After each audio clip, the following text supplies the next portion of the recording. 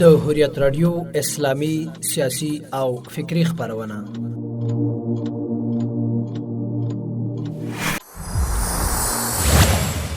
ژور لید. بسم الله الرحمن الرحیم. السلام علیکم ورحمت الله تعالی وبرکاته.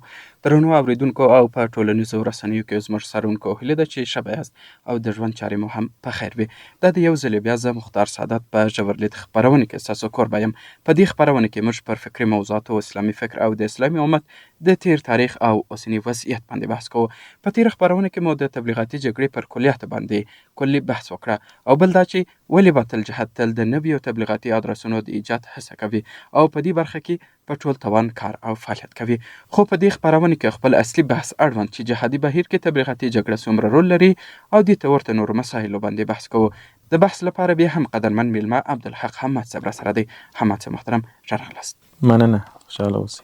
حماد صاحب محترم، تیر خپرونه کې مو پر تبلیغاتي جګړې پر تعریف او مشخصا پر کلیاتو باندې مو بحث وکړه او دې پوښتنې ته هم رالو چې ولې باطل جهاد تل په دې هڅه کې د په اوسني عصر کې چې نوې تبلیغاتي ادرسونه جوړ کړي او تاسو هم په تفصیل سره پر دې موضوع باندې بحث وکړه.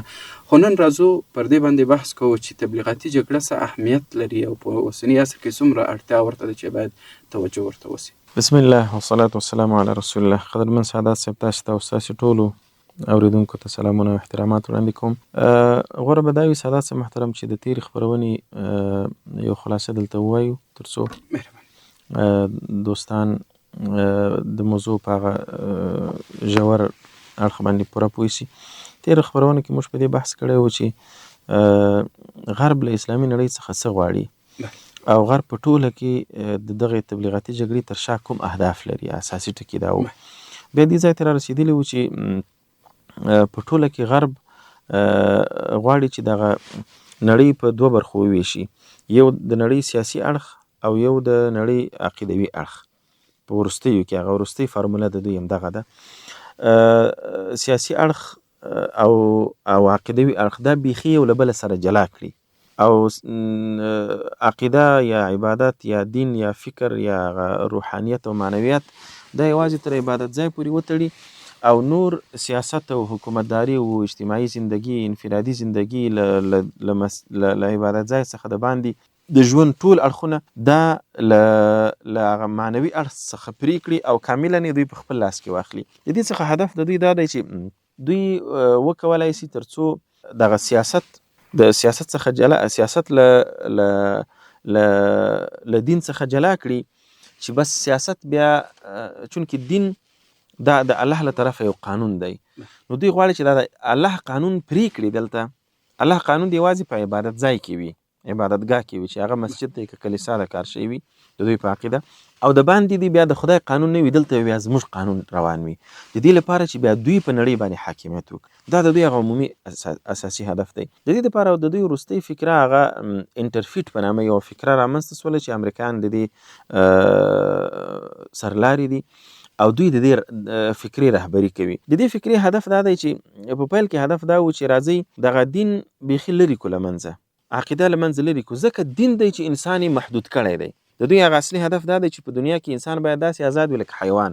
خو دوی چې ولیدل چې په دنیا کې دین هغه څوک دی چې انسان کنټرولوي، را محدودوي، په یو چوکاټ کې ساتي، نو وایي راځي دین له منځه یوسو. لیکن وروسته دوی له ډېرو مشکلاتو سره مخ شول.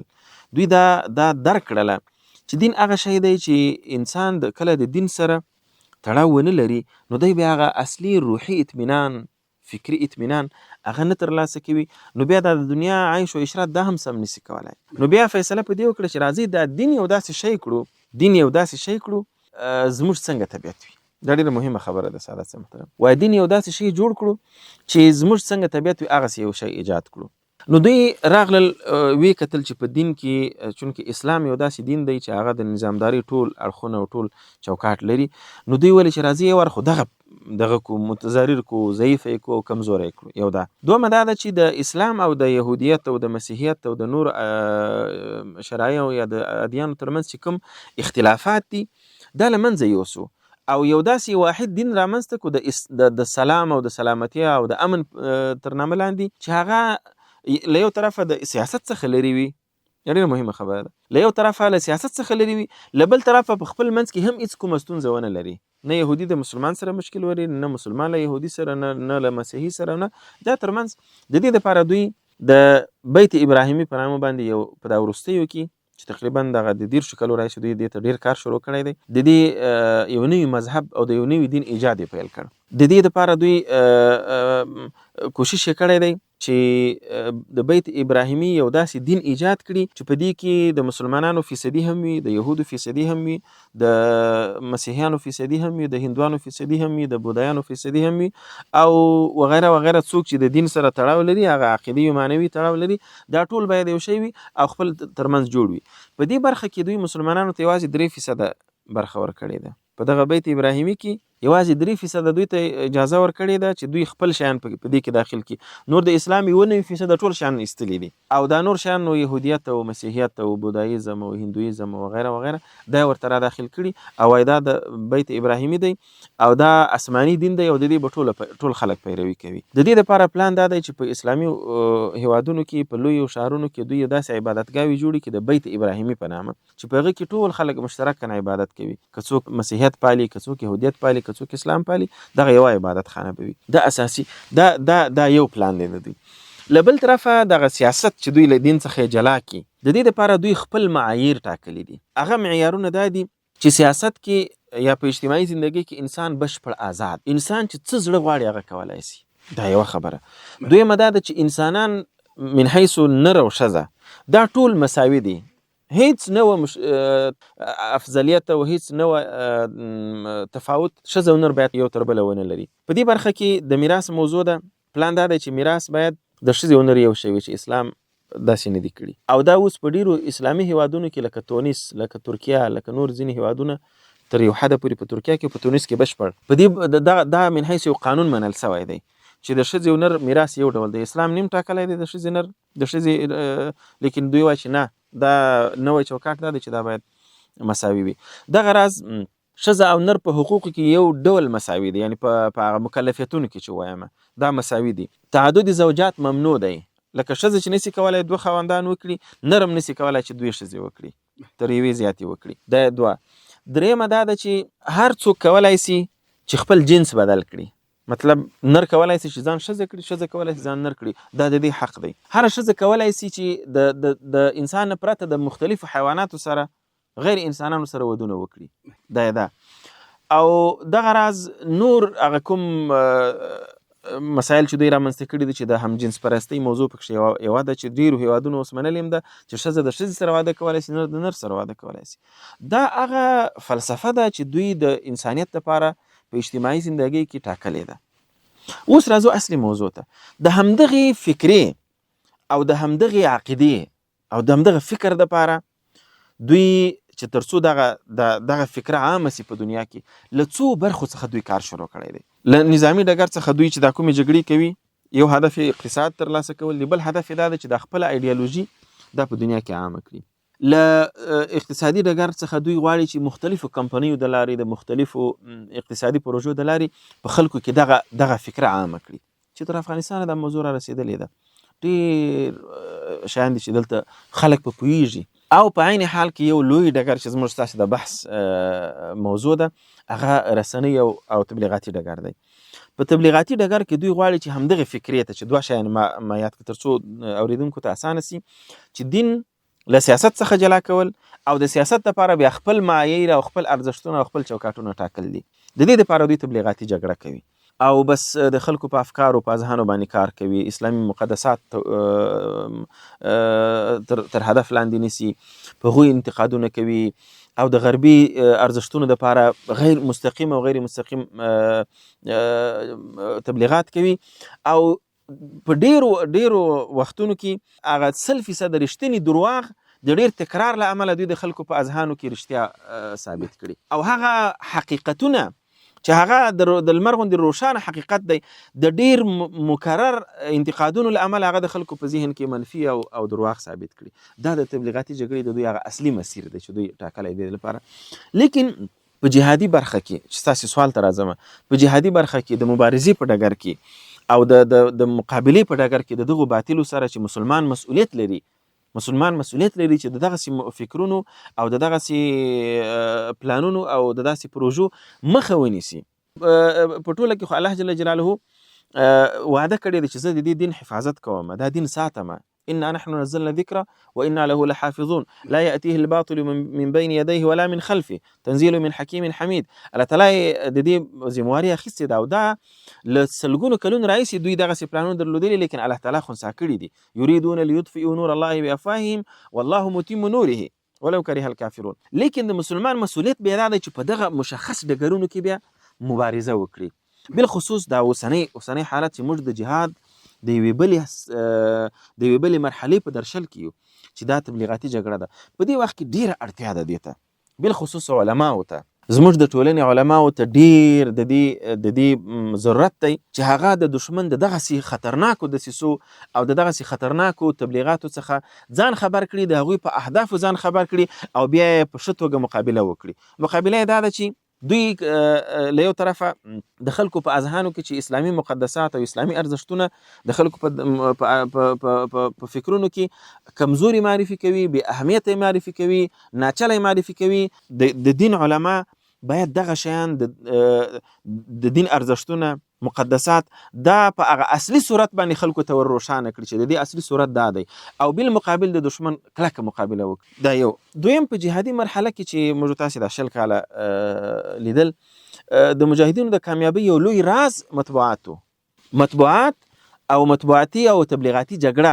په دې کې چې مجاهدینو کومه مقابله وکړله دا له هیچا څخه پټه نه ده، او د همدې جهادي د همدې مطبوعاتي مبارزې برکت چې الله جل جلاله اشغالګر ناکامه کړل، اوس هم دغه جګړه روانه ده، اوس لا په شدت سره روانه ده. متاسفانه د اسلامي امارت د راتګ وروسته الحمدلله چې نظامی ډګر د دوی مات دی، استخباراتي برخه فلج ده او نور، لیکن مطبوعاتي برخه تر پخوا ډیره قوي کړې د اسلامي امارت په وړاندې. په دې وخت کې دې ته ډیر اشد ضرورت دی چې مجاهدین، مسؤلین او په ټوله کې نظام د خپل دشمن په وړاندې او د اسلامي امارت د مخالفینو چې هغه ټوله کفري نړۍ ده دغه په وړاندې قوي تبلیغاتي او مطبوعاتي ډګرونه جوړ کړي چې متاسفانه په دې برخه کې موږ تر ډیره حده پورې کمزوري یو. الحمدلله حریت یو د هغو ډګرونو څخه ده چې د دغې جګړې ښه مقابله کوي، د دغه یرغل ښه دفاع کوي، لیکن دا کفایت نه کوي. زما هیله دا ده د اسلامي امارت مشرانو څخه چې مطبوعاتي ډګر ته ډیر زیاته توجه وکړي تر څو د ځوانانو فکرونه اصلاح سي او د دغو خطرناکو پروژو او د دې خطرناکو مطبوعاتي څپو ښه مخه ونیولی سي. ډېره مننه حماد صاحب محترم، تاسو مختلف ټکو کې اشاره وکړئ. انشاءالله چې په مخکې سوالو کې بیا پر دې موضوعاتو باندې یو څه تفصیلي بحث کوو.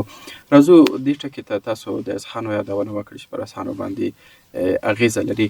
نو اوسني وضعیت کې څومره دغه ټولنیز نظم د اذهانو سره، ذهنیتونو سره تړلی، یعنې هره خواته چې ذهنیتونه ولاړ سي همغه خواته مثلا که منفي خواته ولاړ سي د یو پدیدې په وړاندې ذهنیتونه همغه ټولنې کې منفي آثار پیدا کیږي.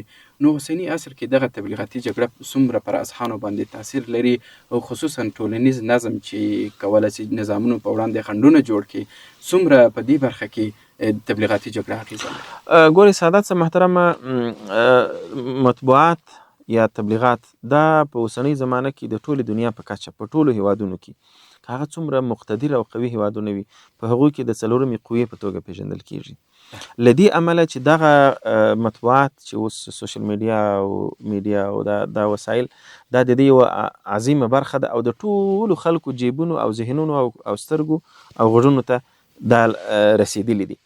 نو دغه دستګاه یا دغه اړخ دا د خلکو په اذهانو باندې نهایت زیات تاثیر لري. موږ تاسې ولیدل ربیع العربي یو لوی انقلاب د همدې سوشل میډیا له امله رامنځته سو.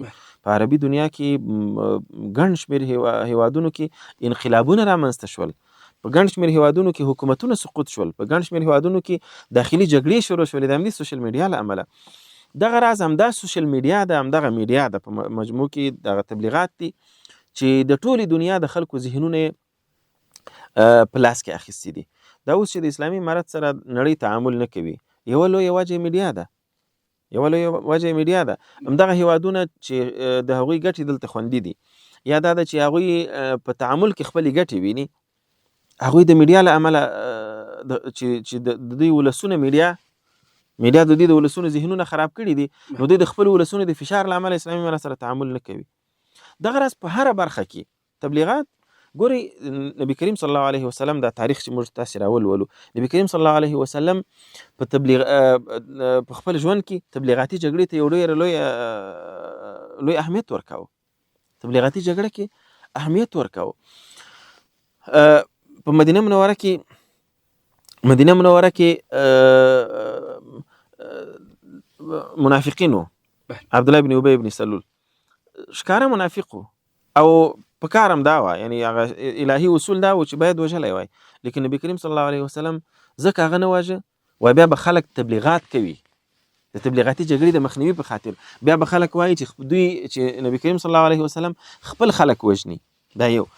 بل طرف ته د کعبې دغه ساختارو، کعبه خپله د حتیم د کعبې برخه وه او دروازه یې دوی دروازې وي او د مځکې په سر وي، یعنی لاندې وي.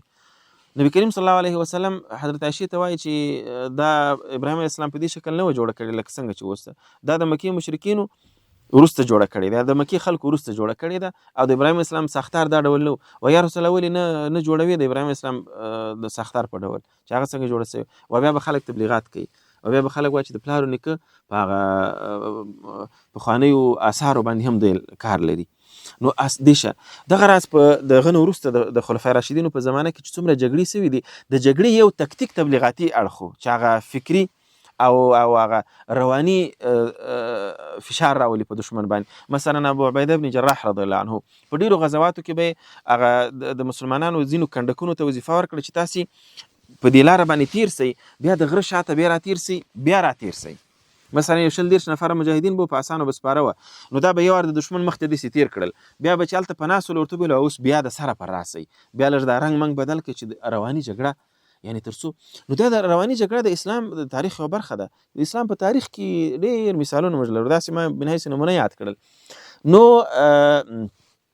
په ټوله کې تبلیغات او میډیا دا د خلکو په اذهانو باندې نهایت زیات تاثیر لري او د اذهان هر خواته بیولی سي. او دا اوس چې زه په دې موضوع باندې بیا ټینګار کوم، دا اوس موږ د افغانستان دا 40 میلیونه نفوس که په داخل کې دی که په خارج کې دی، دا د اسلامي امارت په وړاندې د غرب لخوا د یوې خطرناکې تبلیغاتي جګړې سره دوی لاس او ګریوان دي، او هر موضوع دوی دلته منفي انعکاسوي، هر مثبته موضوع. حتی زه تاته یو مثال ووایم سعادت صاحب محترم، د بغلان کې چې سیل راغلی و، د سیلاب موضوع چې دا ډیره مشهوره هم سوله نه، د سیلاب موضوع هم په امارت پسې تړلی و چې دم د امارت ته لاسه راغلی ده. وایي ولې ځکه د خوشتیپي کانال دوی هلته جوړ کړی دی، نو هغه اوبه ټولې دې خوا نه راغلي. اوس بغلان وګوره، مثلا بورکه ولسوالي وګوره، نهرین وګوره، خوشتیپه وګوره، په سلهاو کیلومتره لرې ده چې د هغو دا د اوبو رخ بیخي بلې خواته دی، هغه اوبه یوې خواته ځي دا بلې خواته راځي، یعنې هغه اوبه دې خواته بیخي راځي نه.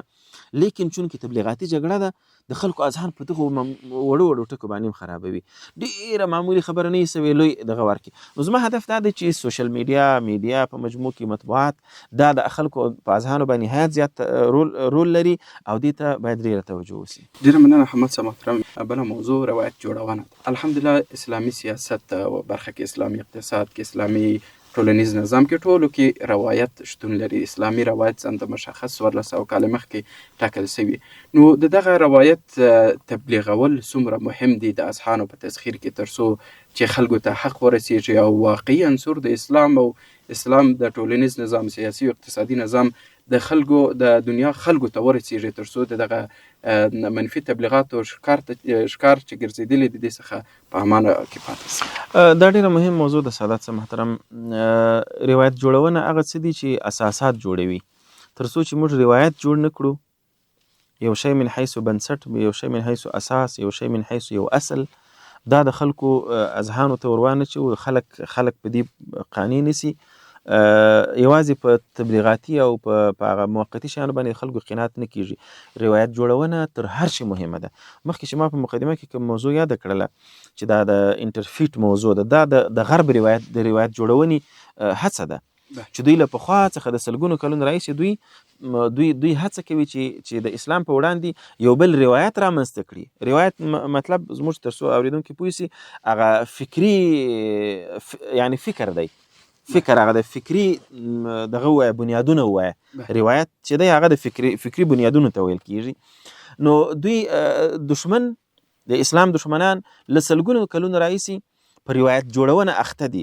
زموږ روایت جوړ دی، تیار جوړ دی. زموږ اسلام یو داسې روایت دی چې هغه یا داسې قانون دی چې هغه د انساني ژوند د هرې برخې لپاره معقول، په عدالت ولاړ، منظم او هر تقاضا ته ځواب ویونکی نظام لري. لیکن په دې کې مهمه دا ده، سادات محترم، تر ټولو مهمه دا ده، زه بیا په دې موضوع باندې ټینګار کوم، د علماو مسؤلیت په دې برخه کې ډیر مهم دی. زموږ علما باید د اسلام د اجتماعي ژوند، د اسلام د سیاسي ژوند، د اسلام د اقتصادي ژوند او د اسلام د استخباراتي ژوند، د اسلام د ټولو د اسلام چې د ژوند د هرې برخې لپاره کوم قوانین ټاکلي دي، کوم اصول او مقررات ټاکل شوي، په دې ځان پوه کړي، تر څو بیا دغه علما چې کله په خپله پوه سي ورباندې، بیا د دغه اسلام اصلي تصویر خلکو ته وړاندې کړي. دا چې ته په خپله نه یې پوهې په یو روایت، په یو اصل باندې، نو ته به نورو خلکو ته څه قناعت ورکړي؟ په داسې حال کې چې ته متوجه یې چې د اسلام دشمنان ستا په دغه روایت باندې مسلسل نیوکې کوي، مسلسل حملې کوي، لیکن دا چې ته دومره ونسې کړای چې د خپل روایت او د خپل اسلامي قوانینو او د اسلامي ارزښتونو هغه اصلي حقیقت درک کړي او بیا خلکو ته ورسوي، د دې مسؤلیت به بیا ستا د همدې عالم وي. ګوره علي رضی الله عنه فرمایي چې من لم يعرف باهل زمانه فهو جاهل. هغه عالم چې د خپل زماني د اهل په ارزښتونو، د هغوی په غوښتنو، د هغوی په نیوکو، د هغوی په تقاضاو پوه نسی، هغه عالم نه دی، هغه ناپوهه دی. نو زموږ علما په دې کې ډیر اوس ګورئ دا مدنیت دومره مخکې سوی دی سادات محترم، چې مدنیت د تمدن دا دومره پرمختګ کړی دی چې ټوله نړۍ د یوه کلي په ډول جوړه سوې ده. دا ټوله نړۍ یو له بل سره داسې وصل ده لکه یو کلی چې ټوله ورځ د کلي خلک د کلي د یو کونج د بل کونج څخه خبرېږي. اوس ټوله نړۍ هم داسې سوې ده. دا یو. دویمه خبره دا ده چې په نړۍ کې دغه وسایلو، امکاناتو دې دومره پرمختګونه کړي دي چې دا د دنیا ژوند دی د طبیعي حالت څخه ډیر ایستلی دی. د طبیعي حالت څخه ژوند بیخي یو نوع ډیجیټل سیستم ته راویستلی دی. دا انساني سیستم بیخي بدل دی. درسته ده. په دې وخت کې د دې اړتیا ده چې دغه اسلام چې الله جل جلاله تر قیامته من حیث یو دین ټاکلی دی، دا په داسې ډول باندې تشریح سي چې د دغسې حالاتو چې نړۍ د یو کلی په ډول ده او انساني ژوند د طبیعي حالت څخه ډیجیټل سیستم ته راوتلی دی، د دغه سیستم د هرې تقاضا ځواب په دین کې موجود وي، چې موجود دی. لیکن دا زموږ په علماو پورې اړه لري چې څنګه دوی کولای سي چې دغه دین په داسې شکل باندې تشریح کړي چې د دین هغه اصل او د دین هغه حقیقت هم نه متضرر سوی، د دین هغه مغز، هغه اصالت هغه هم نه متضرر سوی، او د دې وخت غوښتنې، د دې وخت تقاضاوي هغه ټولې ځواب سوي وي. دا یوې شی څېړنې ته ضرورت لري چې زموږ علما څېړنه وکړي او یوازې په دې باندې اکتفا ونه کړي چې بس فرعون کله په دریاب نه باسه او کله یې راوباسه، موسی علیه السلام دا کړي دي، عیسی علیه السلام دا کړي دي، عزیر علیه السلام دا وکړل. پخوانۍ کیسې درسته دا من حیث عبرت صحیح دي، لیکن د عالم اصلي مسؤلیت دا دی چې د وخت تقاضا او مطابق خلکو ته د اسلام تصویر ور وړاندې کړي. او کچېرې علما د اسلام اصلي تصویر خلکو ته وړاندې نه کړي او دا اعتراضونه موجود وي او دا د نړۍ سیستم یو نوي چوکاټ ته لویږي او د اسلام په قانون کې، په اسلامي روایت کې ته د هغوی غوښتنو ته ځواب پیدا نه کړي، نو بیا به خلک اسلام پرېږدي او نوی الحادي او سیکولریزم به خپلوي او مسؤلیت به بیا ستا عالم وي، ستا د همدې عالم پر سر به بیا مسؤلیت وي. الله تعالی به ستانه پوښتنه کوي چې تا ولې اسلام د دې خلکو ته په هغه اصلي حقیقت نه ورسولی چې د دوی ټولې غوښتنې ځواب کړی سي، د دوی ټولې تقاضاوې ور پوره کړی سي. دا زموږ مسؤلیت دی. د همدې امله اسلامي احکام، ټول اسلامي احکام او سیستم دا منجمد نه دی. اسلام دین نه دی، د اسلام دغه اجتماعي اصول، سیاسي اصول او په ټوله کې دغه د زندګۍ دپاره څومره چوکاټونه دي دا د پخوا څخه د نبي کریم صلی الله علیه وسلم د زمانې څخه راونیسه بیا فقها او بیا علما وروسته دا خلاص پرېښي دي تر څو دغه قوانین د هر زمانې د هر ډول شرایطو سره برابر سي. دا چې موږ دا وتړو چې نه دا نسته او دا نسته، دا بند دا بند دا بند دا بند، نو سبا خلک دا دین در پرېږدي، بیا ځي بیا بلې خواته ځي، وایي زما د اوسني ژوند ټولې اړتیاوې دلته نه پوره کېږي، در حاله کې چې په حقیقت کې پوره کېږي. دا ډیره مهمه موضوع ده چې موږ روایت جوړ کړو، او روایت دا معنی چې روایت د هرې زمانې د غوښتنو سره سم هغوی ته هغه، یعنی دا زما هدف دا نه دی خدای نخواسته چې موږ دین تحریف کړو دوی ته، نه، په دین کې د دین په اصولو کې د ټولو شیانو ته لارې سته، خو دا لارې مشخصول او واضحه کول غواړي. دا ډیره مهمه موضوع ده. ډیره مننه حماد صاحب محترم. وخت هم کم ده، د وروستۍ پوښتنې په توګه که څه هم بس هغه ځینې پوښتنې پاتې دي، انشاءالله چې بیا راتلونکي خپرونو کې بحث ورباندې وکړو. وروستۍ پوښتنه دا ده چې د دشمن یا باطل جهت تبلیغاتي دستګاه په اوسني عصر کې په کومه سطحه روانه ده او څومره هغه د تبلیغاتي جګړې مجالونه او میدانونه یې احاطه کړي دي؟ د دشمن تاریخ چې موږ تاسې ولولو، دوی دشمن پخوا تبلیغاتي جګړه لکه په اول خبرونه کې چې موږ تاسې په دې باندې بحث کړی و، د جلسو د لارې او د مختلفو لارو نه دوی په کار اچوي، بیا وروسته چې میډیا رامنځته سوله، راډیو او بیا پسې نور شیان. لیکن اوس دغه موضوع تبلیغاتي جګړه یو داسې ډګر ته لوېدلې ده چې هیڅ انسان له دې څخه چاره نه لري. د هر انسان جیب ته را رسېدلې ده د تبلیغاتي جګړې وسایل، او دشمن په ډیره پراخه کچه دې ته کار کوي. له یو طرفه په رسنیو ډیر زیات مصارف کوي، ډیر زیاته پانګونه کوي په تلویزیونانو، په راډیوګانو، او له بل طرفه په سوشل میډیا کې ډیر زیات کار کوي. او زه ویلی سم چې په اوسنۍ زمانه کې دشمن د هر مسلمان سترګو، د هر مسلمان غوږونو، د هر مسلمان زړه ته لاره پیدا کړې ده چې دا ډیر خطرناک حالت دی. او دغه حالت کې مسلمانانو ته پکار دی چې ډیر بیداره اوسي تر څو د دې د تبلیغاتي جګړې ښه مخنیوی وکړای شي. ډیره مننه حماد صاحب محترم، انشاءالله چې پاته بحث په راتلونکي خپرونه کې ادامه ورکړو. بیا هم مننه درڅخه کوو چې په دې خپرونه کې زموږ سره حاضر شوئ. ډیره زیاته مننه، تاسو څخه خوشحاله اوسئ. قدرمن اوریدونکو، دا و زموږ د ژورلیک خپرونې نننۍ خپرونه. دا چې یو ځل بیا په راتلونکي خپرونه کې ستاسو چوپړ ته حاضرېږو. تاسې ټول پر لوی رب سپارو. خدای په امان، په مخ مو شه.